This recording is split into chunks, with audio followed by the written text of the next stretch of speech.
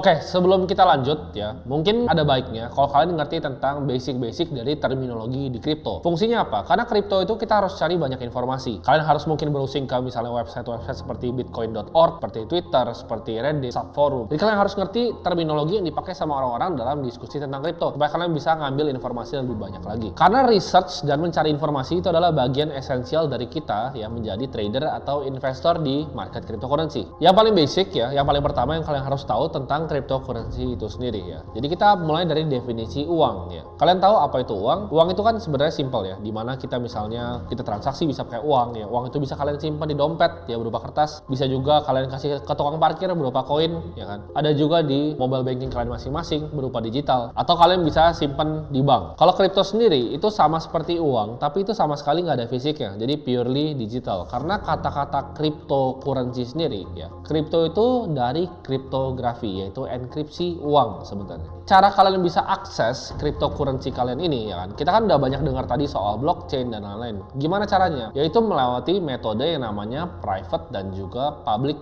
key. Nah, di sini gue mau contohin sederhana ya.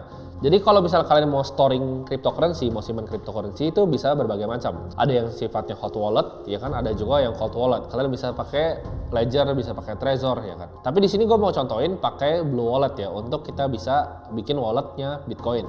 Nah, di sini gue mau langsung contohin ya tentang gimana caranya kita bisa pakai yang namanya wallet ya. Ini gue akan contohin pakai aplikasi yang namanya Blue Wallet. Jadi private key itu kalau misalnya gue definisikan sederhana ya. Private key itu adalah cara kalian bisa akses dana kalian ke dalam kripto. Simpel lagi nih. Kalau misalnya lu punya bank ya, anggap wallet ini tuh kayak bank lu. Untuk lu bisa ngelihat saldonya itu harus masukin PIN. Nah, PIN itu kan private. Itu buat kalian sendiri. Jadi PIN itu nggak boleh di-sharing sama orang siapapun ya. Dan bakal banyak yang coba untuk nipu kalian untuk dapat PIN ATM kalian. Jadi private key ini harus kalian simpan baik-baik. Ini gue akan kasih contoh untuk bikin wallet di Blue Wallet ya. Jadi ini untuk yang Bitcoin only. Kalau kalian di luar Bitcoin kalian bisa pakai misalnya yang Trust Wallet dan lain-lain. Kalian juga bisa pakai wallet yang ibaratnya cold storage kayak Ledger dan juga Trezor. Tapi ini gue akan contohin yang paling gampang, kalian nggak usah beli ya. Kalian tinggal download aplikasinya dan ini aman. Ini non-custodial wallet, ada di App Store dan Play Store. Dan gratis juga ya. Jadi kalian tinggal di sini pencet add wallet. Di sini ada tiga kan, ada Bitcoin, Lightning, ada Vault ya. Jadi gue akan coba pakai Bitcoin wallet. Jadi kita akan bikin wallet pertama kita. Di sini kita pencet create. Ini walletnya gue nggak akan pakai. Kenapa? Karena private key-nya kalian udah tahu ya. Private key-nya kalian udah tahu. Jadi private key itu adalah 12 kata yang biasa dikasih sama wallet kalian. Jadi di sini kan tulis wallet has been created.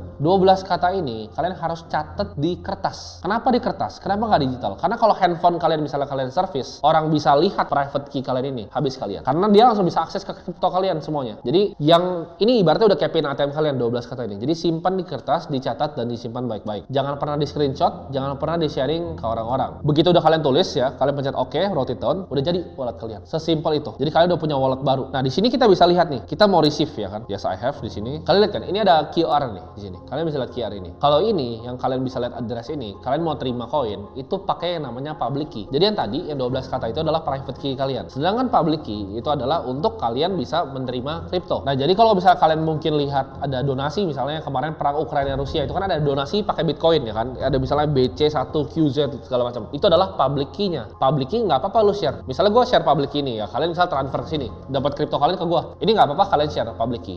Tapi private key kalian simpan untuk diri kalian sendiri. Ibaratnya public key itu kayak rekening kalian ya. Kalau private key itu PIN ATM kalian. Nah, kalian kalau misalnya mau storing di Ledger ya, ini saran dari gua. Karena Ledger itu kan jadi kalian harus masukin nanti private key kalian kan. 12 kata yang ditulis di belakang Ledgernya. Nah, Ledger ini sangat hati-hati. Kenapa? Karena kalian nggak boleh sama sekali beli dari Tokopedia atau beli dari Shopee atau beli dari teman kalian. Kenapa? Karena kalau kalian beli dari Tokopedia, private key-nya bisa udah dicatat. Jadi jangan pernah beli Ledger nggak langsung dari pabriknya. Jadi kalian harus beli langsung dari website resminya di pabriknya. Jadi banyak nih orang-orang suka beli dari Tokopedia, jangan. Karena nanti dicatat private key-nya bisa dibuka koin kalian. Kalian taruh 10 juta bisa dirampok nanti. Jadi di kripto jangan percaya siapapun. Yang kalian bisa percaya adalah diri kalian sendiri. Nah, di sini juga bakal banyak orang yang coba untuk phishing untuk dapat private key kalian. Jadi hati-hati kalau kalian pakai MetaMask, kalian pakai Blue Wallet, orang bakal banyak yang coba untuk nyari nih private key kalian. Jadi misalnya coba nipu kalian segala macam, tapi jangan pernah dikasih. Nah, dengan menggabungkan kedua sistem ini, public dan private key, kripto itu jadi solusi yang unik karena ini menyelesaikan sistem keamanan yang zaman dulu tuh nggak pernah bisa diselesaikan. Jadi dana kalian tuh super aman selama kalian nggak blunder. Oke, kita akan lanjut bahas digital signature di cryptocurrency.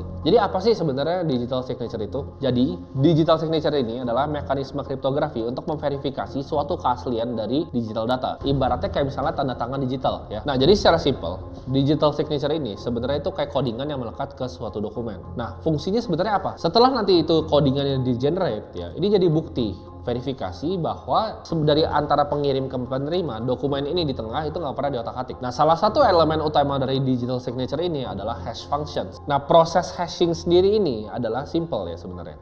Jadi data size yang gede banget sekalipun itu kalau di hashing itu jadi data yang fix outputnya.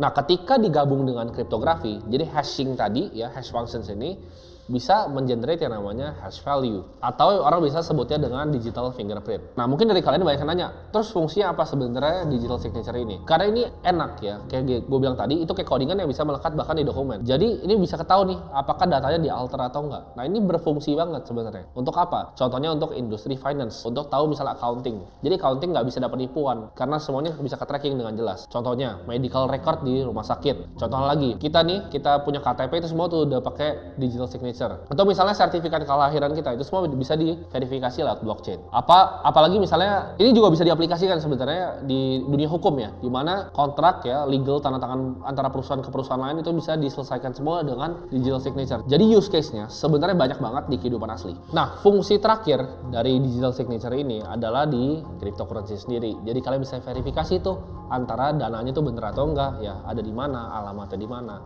Itu adalah fungsi dari digital signature digabung dengan hash functions. Jadi kalian bisa tahu tuh dana kalian ada atau enggak selama private key kalian nggak dicolong orang.